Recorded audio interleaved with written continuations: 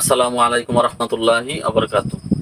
সম্মানিত বন্ধুগণ, আশা করি আল্লাহ তাআলার অশেষ মেহেরবানিতে সকলেই ভালো আছেন। আমিও ভালো আছি, আলহামদুলিল্লাহ। আল্লাহ পাক মহান মহিয়ান সর্বশক্তিমান। তো তার কালাম থেকে এবং রসুলের কিছু নির্দেশনা থেকে আমরা আপনাদের সামনে কিছু না কিছু ভিডিও দেওয়ার চেষ্টা করি।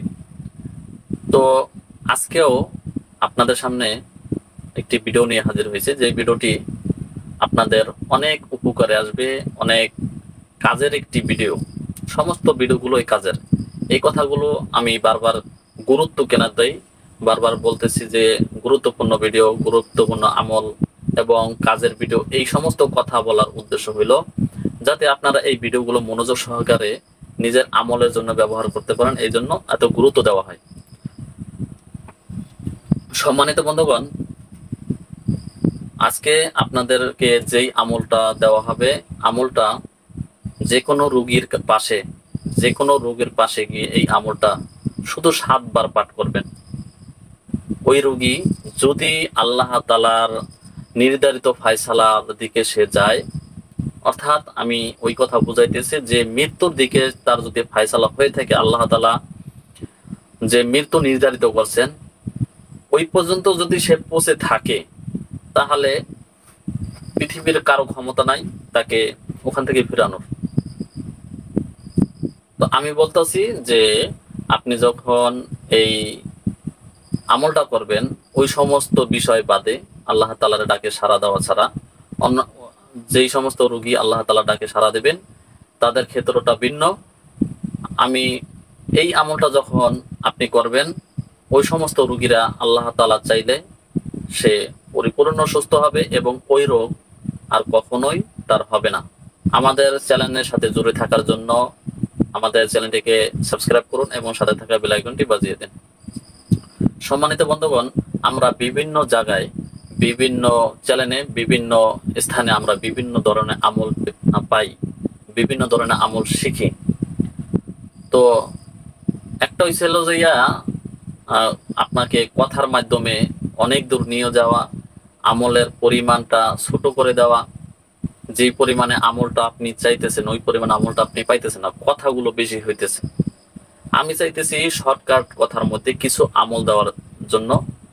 তো তারপরও যত শর্ট কথা বলে যে আমি আমল দেব, আমলের কিছু নিয়ম নীতি থাকে, কিছু গুরুত্বপূর্ণ বিষয় থাকে। আপনাদেরকে এই কথাগুলো যদি না বলি, তাহলে আপনারা এই আমল করবেন ঠিক আছে, কিন্তু এই আমলের ফলাফল আপনি হাসিল করতে পারবেন না। কারণ হইতেছে আপনি যখন এই কাজগুলো করবেন, অবশ্যই আপনাকে ওই সমস্ত বিষয়গুলো ফলো করতে হবে যে বিষয়গুলো আমি বলার চেষ্টা করি এবং বলি। এবং আপনি এই আমলকে পরিপূর্ণভাবে কার্যকর করার জন্য আপনাকে অবশ্যই বারবার বলা হয় যে আল্লাহ তাআলার প্রতি মুতাওয়াজ্জ এবং একিন ও বিশ্বাস, আল্লাহ তাআলার পরিপূর্ণ আস্থা আপনাকে রাখতে হবে আল্লাহ তাআলার প্রতি, এবং আল্লাহ রসুলের প্রতি বেশি বেশি দুরূদ শরীফ পাঠ করতে হবে। যত বেশি আপনি আমল করবেন, যত বেশি আল্লাহ তাআলার স্মরণ করবেন, যত বেশি আপনি দুরূদ শরীফ পড়বেন, ইস্তেগফার করবেন, তত বেশি আপনি এই কাজের ফলাফল এবং ফায়দা হাসিল করতে পারবেন। তো সম্মানিত বন্ধুগণ, আপনাদেরকে বিভিন্নভাবে কৌশল দেখানো হয় এবং হাতের ইশারায় কিভাবে আগুন দিয়ে জিনগুলোকে জ্বালাই দেবেন এবং জিনগুলো কিভাবে বন্দি করবেন, এই সমস্ত ভিডিওগুলো আসতেছে সামনে। তো আজকে যে আমলটা আপনাদেরকে দিতেছি, আমলটা হইতেছে কোন রোগী যখন দেখতেছেন যে সুস্থ হইতেছেন, অথবা আপনি হাসপাতালে গেছেন, কিছু রোগী আছে দেখার জন্য, আপনি এই আয়াতগুলোকে, এই দোয়াগুলোকে পাঠ করবেন। ইনশাআল্লাহ আল্লাহ তাআলা চাইলে পরিপূর্ণভাবে উনি সুস্থ হয়ে যাবে, ওই রোগ তার আর কখনো হবে না। যদি মৃত্যু হয়ে যায় সেটা আল্লাহ তাআলার ফয়সালা, তো আল্লাহ তাআলার পক্ষ থেকে সেই রোগী সুস্থ হয়ে যাবে। তো এইরকম অনেক ধরনের সমস্যা থাকে, অথবা আপনি কোনো জারফুক করতেছেন, কোনো রোগীর কাছে গেলেন, যার পরে আপনি এই আমলটা করেন, ইনশাআল্লাহ আপনি সহজে কাজগুলো করতে পারবেন এবং এই ধরনের সমস্যাগুলো থেকে সহজেই আপনি কাজটা আপনি গুছাইয়া আনতে পারবেন।